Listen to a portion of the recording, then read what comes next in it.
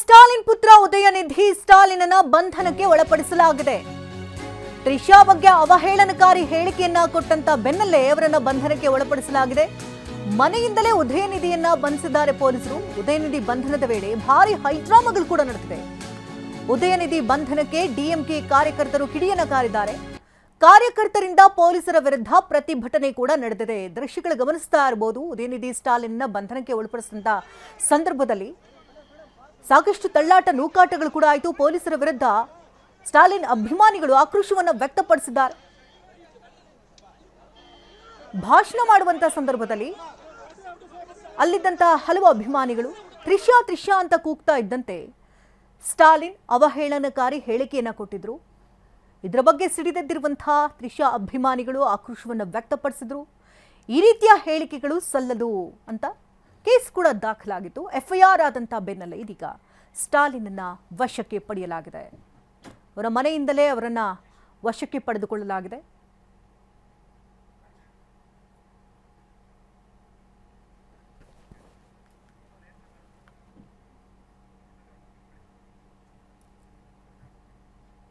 ಹಾಗಾದ್ರೆ ಉದಯನಿಧಿ ಸ್ಟಾಲಿನ್ ಅವತ್ತಿನ ಸಮಾರಂಭದಲ್ಲಿ ಏನ್ ಮಾತನಾಡಿದ್ರು ಕೇಳೋಣ. வாயை திறந்து பேசுறாரா? பேச மாட்டேங்கிறாரு. அவருக்கு இருக்கக்கூடிய ஒரே கவலை என்ன? திமுக மேல என்ன பொய் வழக்கு போடலாம், என்ன பொய் கேஸ் போடலாம். எங்க தண்ணி வருதோ இல்ல அங்க தண்ணி வரணும். காவிரி சொன்ன முதலமைச்சர் வாயை திறந்து பேசுறாரா?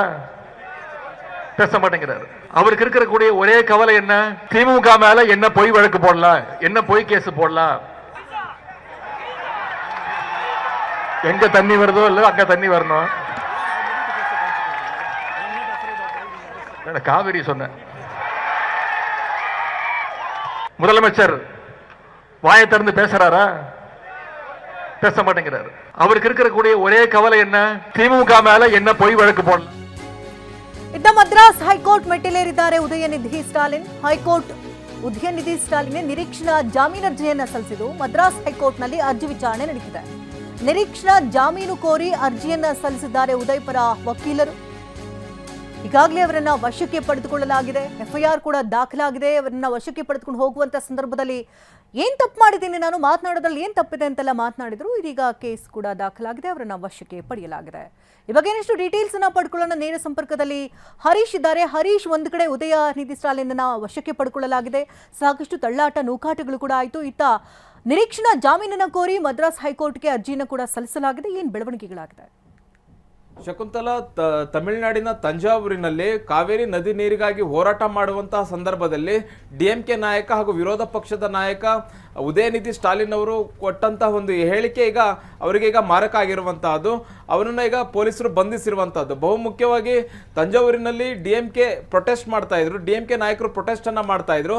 ಇಂತಹ ಸಂದರ್ಭದಲ್ಲಿ ವೇದಿಕೆಯಲ್ಲಿ ಭಾಷಣ ಮಾಡ್ತಿದ್ದಂತಹ ಉದಯನಿಧಿ ಸ್ಟಾಲಿನ್ ಅವರು ಒಂದು ವ್ಯಂಗ್ಯದ ಹೇಳಿಕೆಯನ್ನ ಕೊಡ್ತಾರೆ. ಬಹುಮುಖ್ಯವಾಗಿ ಭಾಷಣ ಮಾಡುವಂತ ಸಮಯದಲ್ಲಿ ಏನು ಡಿಎಂಕೆ ಕಾರ್ಯಕರ್ತರು ತ್ರಿಷಾ ತ್ರಿಷಾ ಅನ್ನುವಂತ ನಿಟ್ಟಿನಲ್ಲಿ ಘೋಷಣೆಯನ್ನ ಕೂಗ್ತಾರೆ. ಆಗ ನೀರು ಎಲ್ಲಿಂದ ಬರಬೇಕು ಅಲ್ಲಿಂದನೇ ಬರಬೇಕು ಅನ್ನುವಂತ ನಿಟ್ಟಿನಲ್ಲಿ ಒಂದು ವಾಕ್ಯವನ್ನ ಹೇಳ್ತಾರೆ. ಇದು ಒಂದು ವ್ಯಂಗ್ಯದ ರೀತಿಯಲ್ಲಿ ಡಬಲ್ ಮೀನಿಂಗ್ ನಲ್ಲಿ ಹೇಳಿದಂತಹ ಹೇಳಿಕೆ ಆಗಿತ್ತು. ಆದ್ರೆ ನೇರವಾಗಿ ಸಿಎಂ ಜೋಸೆಫ್ ಅವರ ಹೆಸರಾಗ್ಲಿ ಅಥವಾ ತ್ರಿಷಾ ಅವರ ಹೆಸರಾಗ್ಲಿ ಅವರು ನೇರವಾಗಿ ಹೇಳಿರಲಿಲ್ಲ. ಆದ್ರೂ ಕೂಡ ತಂಜಾವೂರಿನಲ್ಲಿ ಟಿವಿಕೆ ಕಾರ್ಯಕರ್ತರು ದೂರನ್ನ ನೀಡಿದ್ರು.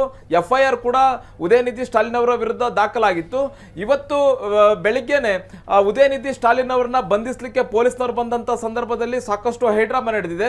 ಉದಯನಿಧಿ ಸ್ಟಾಲಿನ್ ಅವರು ಮನೆಯಲ್ಲಿ ಇದ್ದಂತ ಸಂದರ್ಭದಲ್ಲಿ ಪೊಲೀಸರು ಅವ್ರನ್ನ ಬಂಧಿಸಬೇಕು, ಅವ್ರನ್ನ ವಶಕ್ಕೆ ತೆಗೆದುಕೊಳ್ಬೇಕು ಅನ್ನುವಂತ ನಿಟ್ಟಿನಲ್ಲಿ ಸಾಕಷ್ಟು ಅವ್ರನ್ನ ಪ್ರಯತ್ನವನ್ನು ಮಾಡಿದ್ರು ಕೂಡ ಅವರು ಮನೆಯಿಂದ ಹೊರಗಡೆನೆ ಬರೋದಿಲ್ಲ. ಆಗ ಪೊಲೀಸರು ಒಳಗೆ ನುಗ್ಗಿ ಉದಯನಿಧಿ ಸ್ಟಾಲಿನ್ ಅವ್ರನ್ನ ಕರ್ಕೊಂಡು ಬರ್ತಾರೆ. ಆಗ ಡಿಎಂಕೆ ಕಾರ್ಯಕರ್ತರು ಅಡ್ಡಿಯನ್ನ ಪಡಿಸ್ತಾರೆ, ಘೋಷಣೆಗಳನ್ನ ಕೂಗ್ತಾರೆ. ಮತ್ತೆ ಸಿಎಂ ಜೋಸೆಫ್ ವಿಜಯ್ ಅವರ ವಿರುದ್ಧ ಕೂಡ ಘೋಷಣೆಗಳನ್ನ ಕೂಗ್ತಾರೆ. ಈಗ ಡಿಎಂಕೆ ಕಾರ್ಯಕರ್ತರು ಪ್ರೊಟೆಸ್ಟ್ ಅನ್ನ ಮಾಡ್ತಾ ಇದ್ದಾರೆ ಚೆನ್ನೈನಲ್ಲಿ, ಮತ್ತೆ ತಮಿಳುನಾಡಿನ ವಿವಿಧ ಜಿಲ್ಲೆಗಳಲ್ಲಿ ಕೂಡ ಈಗ ಪ್ರೊಟೆಸ್ಟ್ ಅನ್ನ ಮಾಡ್ತಾ ಇರುವಂತಹದ್ದು. ಉದಯನಿಧಿ ಸ್ಟಾಲಿನ್ ಅವರು ನೇರವಾಗಿ ಯಾರ ವಿರುದ್ಧವೂ ಕೂಡ ಅವಹೇಳನಕಾರಿಯಾಗಿ ಮಾತನಾಡಿಲ್ಲ ಮತ್ತೆ ಯಾರ ಹೆಸರನ್ನು ಕೂಡ ಅವರು ತೆಗೆದುಕೊಂಡಿಲ್ಲ. ಆದ್ರೆ ಯಾಕೆ ಈ ಬಂಧನ ಮಾಡಲಾಗ್ತಿದೆ ಅನ್ನುವಂತ ಆಕ್ರೋಶವನ್ನ ಡಿಎಂಕೆ ಕಾರ್ಯಕರ್ತರು ವ್ಯಕ್ತಪಡಿಸ್ತಾ ಇದ್ದಾರೆ. ಓ ಪನ್ನೀರಸೆಲ್ವಂ ಡಿಎಂಕೆ ನಾಯಕರು ಇವರನ್ನು ಕೂಡ ಈಗ ಬಂಧಿಸಲಾಗಿರುವಂತ ಪೊಲೀಸರು ವಶಕ್ಕೆ ತೆಗೆದುಕೊಂಡಿದ್ದಾರೆ. ಜೊತೆಗೆ ಸ್ಟಾಲಿನ್ ಅವರು ಈಗ ಡಿಎಂಕೆ ಕಚೇರಿಗೆ ಬಂದಿದ್ದಾರೆ. ಅವರು ಅಲ್ಲಿ ಪಕ್ಷದ ಕಾರ್ಯಕರ್ತರ ಜೊತೆ ನಾಯಕರುಗಳ ಜೊತೆ ಮಾತುಕತೆಯನ್ನ ಮಾಡ್ತಾ ಇದ್ದಾರೆ. ಯಾಕಂತಂದ್ರೆ ವಿರೋಧ ಪಕ್ಷದ ನಾಯಕರನ್ನೇ ಈಗ ತಮಿಳುನಾಡಲ್ಲಿ ಬಂಧಿಸಿರುವಂತಹದ್ದು. ಹೀಗಾಗಿ ಡಿಎಂಕೆ ಸಾಕಷ್ಟು ಪ್ರೊಟೆಸ್ಟ್ ಅನ್ನ ಮಾಡ್ತಾ ಇದೆ. ಬಹುಮುಖ್ಯವಾಗಿ ಡಿಎಂಕೆ ಕಾರ್ಯಕರ್ತರು ನಾಯಕರು ಈಗ ಉದಯನಿಧಿ ಸ್ಟಾಲಿನ್ ಅವರ ಬೆನ್ನಿಗೆ ನಿಂತಿರುವಂತದ್ದು. ಅವರು ಅವಹೇಳನಕಾರಿ ಹೇಳಿಕೆಯನ್ನು ಕೊಟ್ಟಿಲ್ಲ, ಮತ್ತೆ ಯಾರ ಮಾನ ಹಾನಿಗೂ ಕೂಡ ಇವರ ಹೇಳಿಕೆ ಕಾರಣ ಆಗಿಲ್ಲ ಅನ್ನುವಂಥದ್ದು. ಮತ್ತೆ ಈಗ ಮದ್ರಾಸ್ ಹೈಕೋರ್ಟ್ ನಲ್ಲೂ ಕೂಡ ವಿಚಾರಣೆ ಈಗ ನಡೆಯುತ್ತೆ. ಬಹುಮುಖ್ಯವಾಗಿ ನಿರೀಕ್ಷಣಾ ಜಾಮೀನು ಅರ್ಜಿಯನ್ನ ಸಲ್ಲಿಸಿದ್ರು. ಯಾವಾಗ FIR ದಾಖಲಾಯಿತು, ನಿರೀಕ್ಷಣಾ ಜಾಮೀನಿಗಾಗಿ ಅರ್ಜಿಯನ್ನ ಸಲ್ಲಿಸಿದ್ರು. ಆ ಅರ್ಜಿ ಮಧ್ಯಾಹ್ನ ವಿಚಾರಣೆಗೆ ಬರುವಂತ ಸಂದರ್ಭದಲ್ಲಿ ಈಗ ಬಂಧನ ಆಗಿರೋದ್ರಿಂದ ಅದು ಬೇಲ್ ಪಡೆಯುವ ನಿಟ್ಟಿನಲ್ಲಿ ಈಗ ವಕೀಲರು ಕಾನೂನು ಹೋರಾಟವನ್ನ ಮಾಡಲಿದ್ದಾರೆ. ಧನ್ಯವಾದ ಹರೀಶ್, ತಮ್ಮ ಲೈವ್ ಅಪ್ಡೇಟ್ಸ್ಗಾಗಿ.